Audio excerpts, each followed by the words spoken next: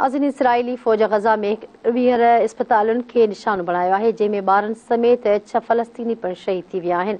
America ऐं Israel जंग वारे इलाइक़े मां माण्हुनि जे महफ़ूज़ लॾ पॾाइण लाइ गज़ा ते हमलनि में रोज़ानो 4 कलाकनि जे साहीअ ते इतफ़ाक़ कयो वियो आहे। इसराइली फ़ौज घटि में घटि 3 इस्पतालुनि ते या वेझो हवाई हमला कया, जंहिं करे फ़लस्तीन जो कमज़ोर थी वियल सिहत जो निज़ाम वधीक दॿाउ जो शिकार थी वियो आहे। फ़लस्तीन जे सिहत वारी वज़ारत मूजिबि इसराइली बमबारीअ में शहीद थींदड़ फ़लस्तीनियुनि जो अंग 10,996 थी वियो, जॾहिं त हेल ताईं 28,500 खां वधीक माण्हू ज़ख़्मी थी चुका आहिनि। परॾेही ख़बरूं इदारे गज़ा जी सिहत वारी वज़ारत जे तर्जुमान जे हवाले सां ॿुधायो आहे त इसराइली क़ाबिज़ फ़ौज गुज़िरियल 24 कलाकनि में हिक ई वक़्तु केतिरनि ई इस्पतालुनि ते हमला कया।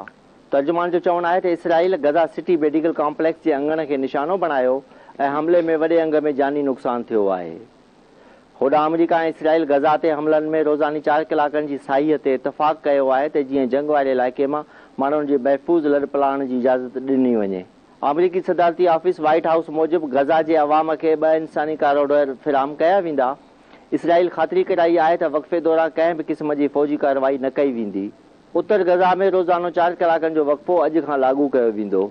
ॿिए तरफ़ हमास सरबराह इस्माइल हनिया जे तर्जुमान उन ॻाल्हि खे रद्द करे छॾियो आहे त इसराइल सां जंगबंदी जो को मुआहिदो थियो आहे।